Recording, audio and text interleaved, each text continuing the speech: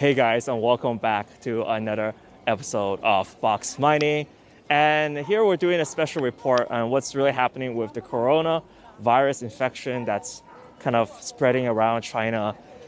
Quite a lot of distressing news today, actually. So we'll talk a little bit about the new tenfold increase in number of infections at 14,000 new infections detected. And as you can see today, I'm reporting from a special place. We're at Hong Kong International Airport. I'm traveling today.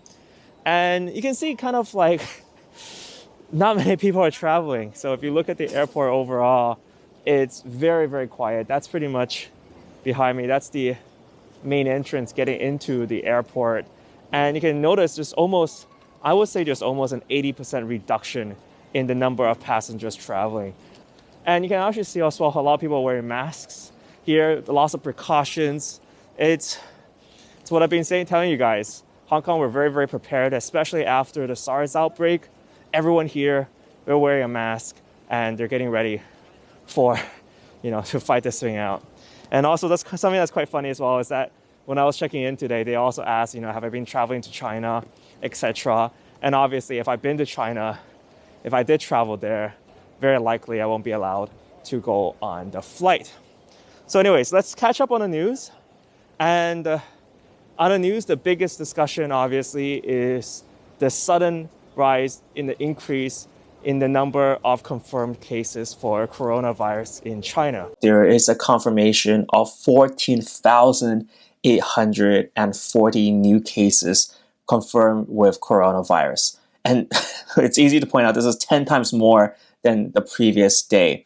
So you can actually see that on the graph here. So even on a graph, you can see this giant spike uptick upwards.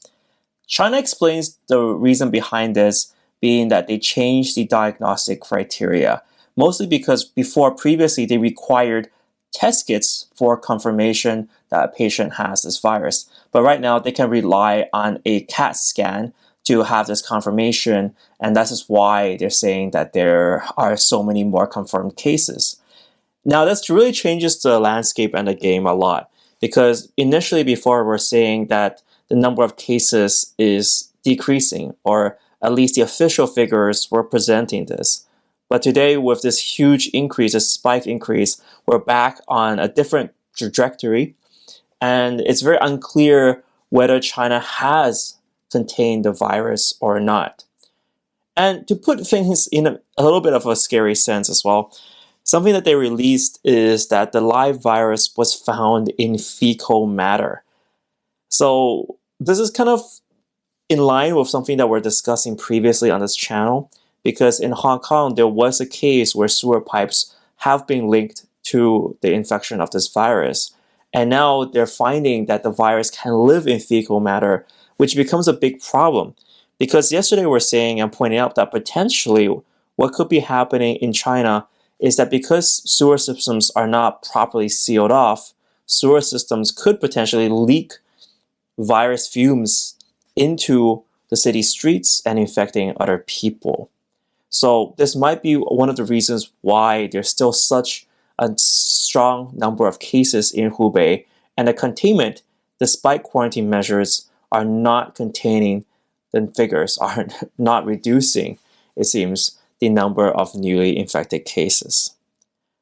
I do want to say that today, it's knowing that the number has increased drastically and knowing that changes in criteria can have such a big effect, it also leads me to question, how much effort and how much emphasis should we rely on such data? We've always been saying previously that numbers are potentially underreported, and we've been suggesting a times 10 multiplier on the total number of confirmed cases. So in this case, it'll be 600,000 confirmed cases in Wuhan, which is very likely due to two reasons. One was previously there weren't enough test kits available. And second of all, it's likely that the state also might be underreporting numbers here.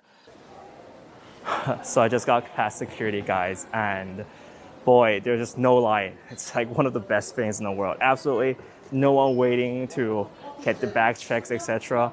And you know what's even crazier is that just in the security area, I've never seen this before. There are more security guys, the airport staff, than there are passengers. that gives you an idea of just how many people are traveling right now, and definitely a lot less. And you can also see this board behind me as well. So I'm just gonna give you guys a closer look. That is the flight status today, and yeah, it's a partial wall of red, lots of canceled flights. I feel really bad for anyone who got their flights canceled today. Oh my God, just so many disruptions for sure. Now, right now, Hong Kong's not quarantined. There's no travel restrictions, but I feel like the reason why there's less flights right now is because there's less people traveling. So this is inside the airport, and it's a lot quieter than it is normally. And you can kind of just see that just not a lot of air traffic. A lot of dock ports are empty now. And something that's also quite interesting is that for all Chinese flights, they're kind of all forced to go on the little annex over there. So in the main terminal area, they kind of don't allow the Chinese flights to connect or transfer or anything here. Now internationally, right now Singapore has the highest outside of China at 58, and Hong Kong has 51. So the good news is that internationally, these numbers are not astronomical just yet. This is what's actually keeping me sane and feeling good in this situation, because back in the day, during the 2003 SARS outbreak, Hong Kong had on par with the number of mainland Chinese infectees. So imagine that if that was the case with Hong Kong and having more than 10,000, 50,000 in one city, that would be kind of crazy. And this is in many senses why, if you just look at the footage from the airport, people are so paranoid, because we learned from SARS that we need to wear masks and we need to have all those precautions, like even disinfectant rugs even. Now, speaking of infections overseas, the biggest source of infections right now is on the cruise ship Diamond Princess. So these figures are not added to any of these country figures now on the map, and that's because they haven't entered a country yet. Total right now is at 247 on just this one cruise ship. So this is like the biggest number overseas on any location. It's more than Singapore, more than others. It's a lot of cases on this one cruise ship.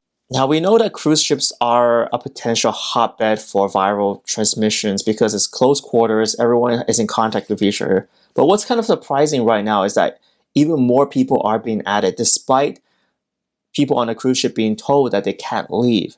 So this is kind of also quite alarming. Does it have to do with maybe fecal matter, yet again, sewer systems on the Diamond Princess?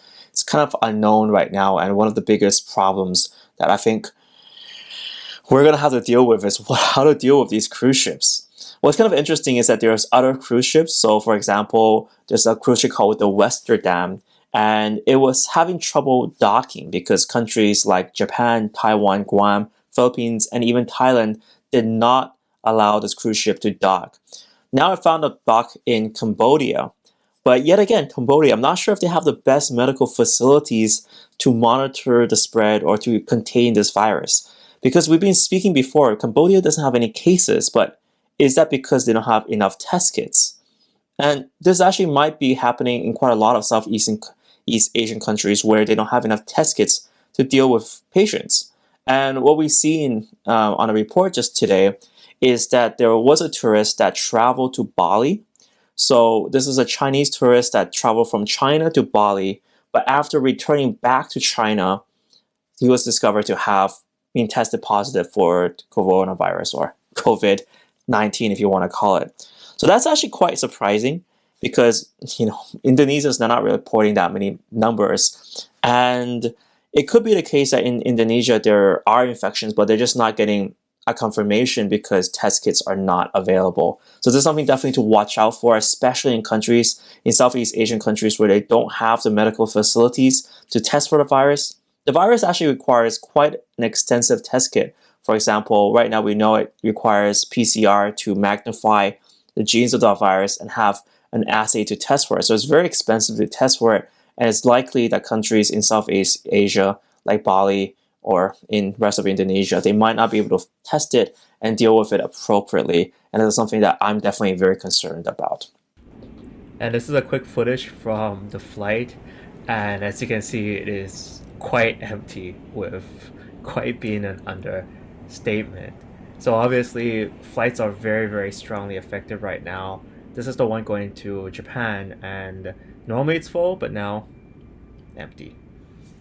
Now, the last thing that caught my eye is with Brightgene. So, Brightgene copied the drug Remdesivir. This drug is developed by American company Gilead, and it was given to test in some patients in China. This drug is not approved by the FDA yet. It's still very experimental, and it's a broad spectrum antiviral. Initial results have indicated this to be quite effective. So we saw the in vitro results so far. So this is done in a test tube, but also patients in something called compassionate use. So if the patient is really severely suffering from the coronavirus, this drug is administered and it's been shown to have some promising effects. Now, Brightgene copied this, and there's going to be a lot of controversy on this because can they make this drug? Can they charge money for this drug? What's going to happen with the patent in US because it was developed in the US by Gilead?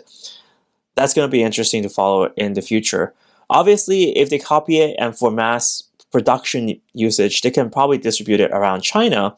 But at the same time, can they do it legally? This is going to be a big question and something I want to follow up on. Alright guys, so I just made it to my hotel in Tokyo and the flight was very easy.